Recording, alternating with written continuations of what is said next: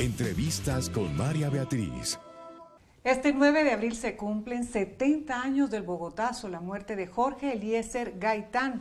Y para conmemorar esta fecha, el Ministerio de Cultura y el Teatro Colón llevan una puesta en escena de la obra de teatro El crimen del siglo, del director y dramaturgo Miguel Torres, con un gran elenco, entre ellos nuestro invitado de hoy, el actor Diego Trujillo. Bienvenido, Diego, gracias por estar con nosotros. Muchas gracias.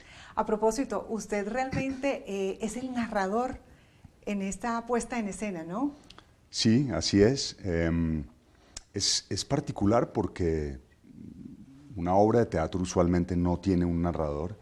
Sin embargo, como esto proviene de la adaptación de la novela del mismo nombre de Miguel Torres, es necesario tener un hilo conductor a lo largo de todos los episodios que ocurren, digamos, durante todo este proceso que tiene Roa Sierra para finalmente matar a Gaitán.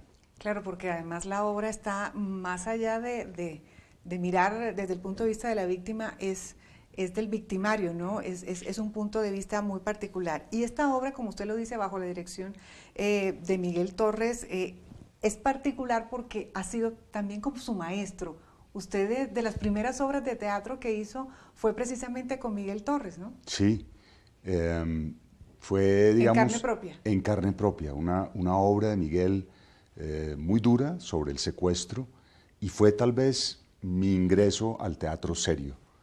Lo que había hecho hasta el momento era teatro aficionado, y mi primera obra seria fue esta. Y pues además me dio paso para entrar en ese mundo y conocer no solo a Miguel, sino a una serie de actores de trayectoria muy importante.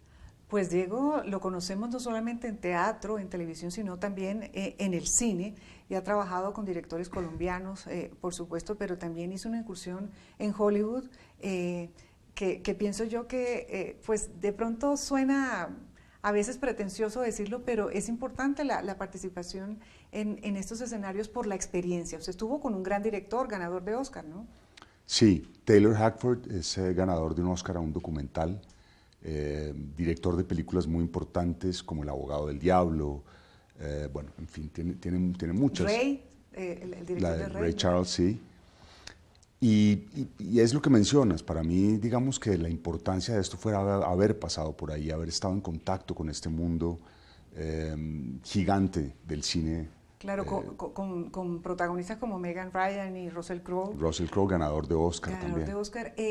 Yo le he escuchado a usted decir que la importancia de pronto de aprender de esto es que es un lenguaje distinto cuando uno actúa en inglés y en español. Hay diferencias, ¿no? En el lenguaje gestual. Hay diferencias fundamentales, hay diferencias para mí casi que insalvables.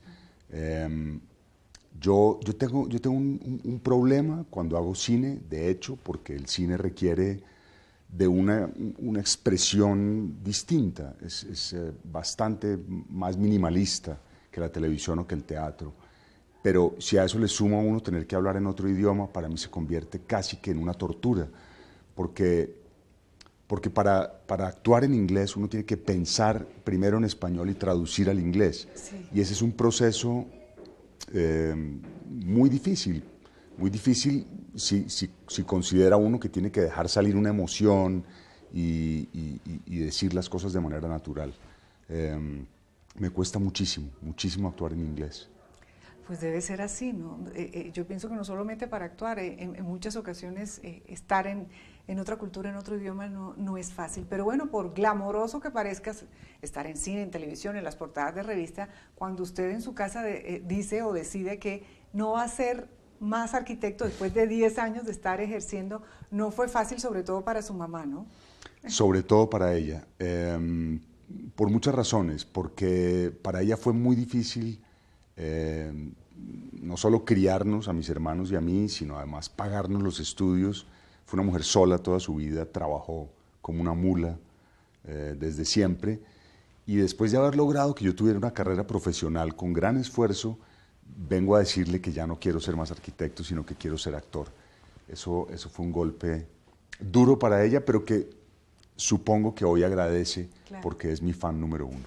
Claro, además porque es donde usted se ha sentido cómodo. En parte también ahí estuvo su decisión, ¿no? ¿De dónde se sentía usted mejor, más feliz y más productivo? Hay algo que lo constituye a uno, a mí en particular, me constituye la necesidad de hacer las cosas de manera apasionada y no concibo otra. De modo que la arquitectura se convirtió para mí en algo que tenía que hacer. Tenía que demostrarle, no sé a quién, que podía ser un profesional en una carrera, digamos, conocida.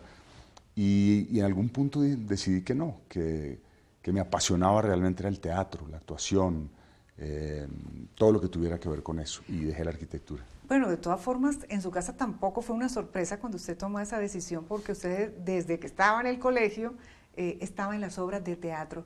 En su casa recuerdan una muy particular, una obra donde usted actuaba con una mascota llamada Adelaidita. ¿Usted recuerda eso? Sí, fue mi primera obra de teatro en el colegio. Interpretaba a un director de un diario, no me acuerdo el nombre del diario, pero el personaje era homosexual y tenía una mascota que era una perrita negra, salía a escena con ella. Se llamaba Afuera lo estrangulo, la obra. Ajá, pero lo recuerda perfecto. Sí, sí, sí. Bueno, también recuerda en su casa que usted se aprovechaba de esas capacidades histriónicas para convencer a la mamá de no hacer los oficios que le tocaban, ¿no? No solo eso, sino que además tuve que acudir alguna vez a la marmaja. Le pagaba a mi hermana para que me tendiera la cama, lo confieso. Pero además se ganaba a su mamá, le hablaba con acento argentino, en fin, y la mamá terminaba derretida riéndose. Sí, sí, sí. Yo creo que desde entonces tenía esa inclinación por lo histriónico y por actuar. Entonces, dentro del ámbito familiar, por supuesto me sentía en la comodidad y en la confianza de hacer lo que no hacía afuera, porque soy y he sido siempre una persona muy tímida. De verdad, mire Sí. qué irónico. Sí, bueno, sí. lo cierto es que cuando usted toma esa decisión de retirarse de la arquitectura, no hay marcha atrás y se mete de lleno en este camino, aunque hay que decir que esa primera aparición en televisión fue solamente una parte de la oreja. Así ¿Cómo es. recuerda eso? Pues mira, realmente la decisión de dedicarme a actuar y de meterme a la televisión ni siquiera fue que la tomara yo conscientemente, sino que las cosas me fueron llevando hacia allá. Conocí a un director, a Kepa Muchastegui, y poco a poco me fueron metiendo. Pero la primera escena sí fue esa. Felipe Noguera, que es un compañero mío de colegio y quien estaba ya metido en el mundo de la televisión y sabía de mi gusto por la actuación, me sugirió para hacer un personaje en una novela que se llamaba La Maldición del Paraíso. Claro, muy exitosa. Claro, dirigida por Víctor Mayarino.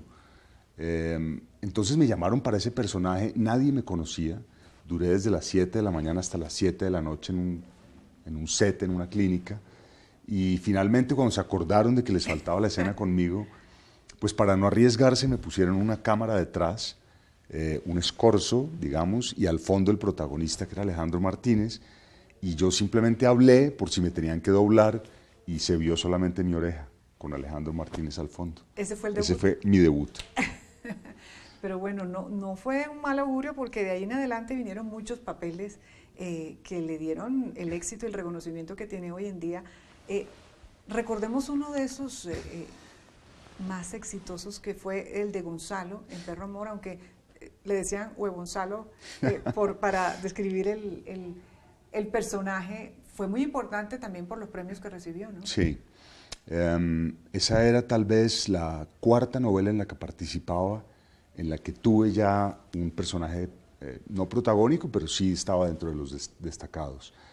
Y digamos que me mereció el premio Simón Bolívar, fue la última versión del Simón Bolívar, me gané ese premio y me gané un TV Novelas también con ese personaje.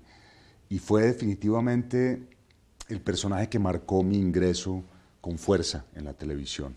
Que ya tenía un reconocimiento. Claro, ya a partir de ese momento empecé a ser reconocido, a figurar en las revistas de farándula y todo eso. Otro de los personajes muy reconocidos son dos novelas muy particulares, en El italiano, en La costeña y el cachaco, y ¿Dónde carajos está un maño?, en el que hacía de un cachaco que se hace pasar por costeño. Me llama mucho la atención esto porque es paradójicamente, tiene que ver mucho con su vida porque usted es muy cachaco, pero usted tiene sangre costeña. Sí, es cierto. Esos dos personajes son personajes que se convirtieron en algo entrañable para mí, justamente por esa razón, porque me mantuvieron en contacto con unas raíces profundas de mi sangre. Mi abuelo era de Villanueva, Guajira, Manuel Antonio Dangond Daza, y yo siempre me he sentido muy cercano a toda esta cultura costeña. Me gusta muchísimo, me atrae muchísimo. Entonces, interpretar lo que soy, un cachaco con ínfulas de costeño, fue haberme dado exactamente en la vena del gusto. ¿Y qué tiene de costeño Diego Trujillo? Amo el vallenato, sí. Me gusta bailar vallenato, me gusta oír vallenato.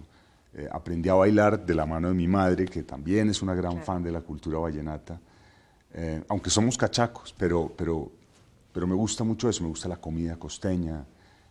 Tengo una gran afinidad por Santa Marta, cada vez que puedo me escapo para Santa Marta y me dedico allá a escribir y bueno, a estar allá conmigo. Hay que decir que uno de los personajes más recordados es el de Emilio Iriarte, no podemos dejar de mencionarlo de Los Reyes. Bueno, también recibió muchos premios, pero fue también un desafío en ese momento, ¿no? Emilio Iriarte es el personaje que definitivamente me abrió las puertas del reconocimiento en este país y otros países incluso, pero sobre todo en Colombia. Es un personaje tan particular que me ha permitido ser reconocido no solo por la generación que vio esa novela en su momento, sino por la generación actual, porque la novela fue repetida recientemente. De modo que hay un gran rango de gente que me reconoce por esa novela. Y eso es muy importante. Y de esa novela se ha desprendido algo que más adelante lo estaremos hablando, porque son cosas que usted ha venido a aprovechar tiempo después, y eran los dichos que tenía Emilio Iriarte, ¿no? Entre otras cosas, qué desgracia tan infinita la mía. Sí.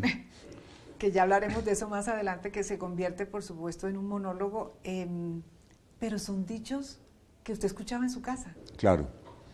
Yo tuve la suerte de haber estado rodeado en mi casa y en mi familia de personajes muy, muy especiales.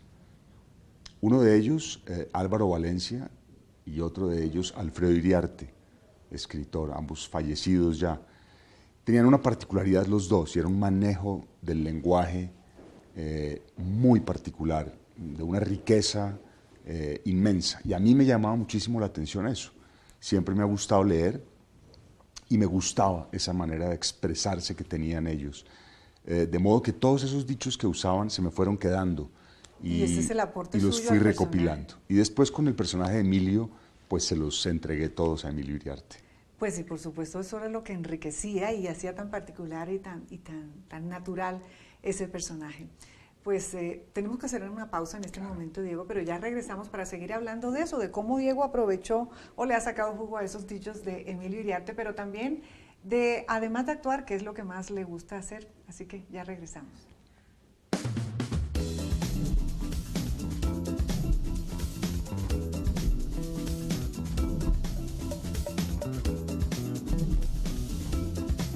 Entrevistas con María Beatriz.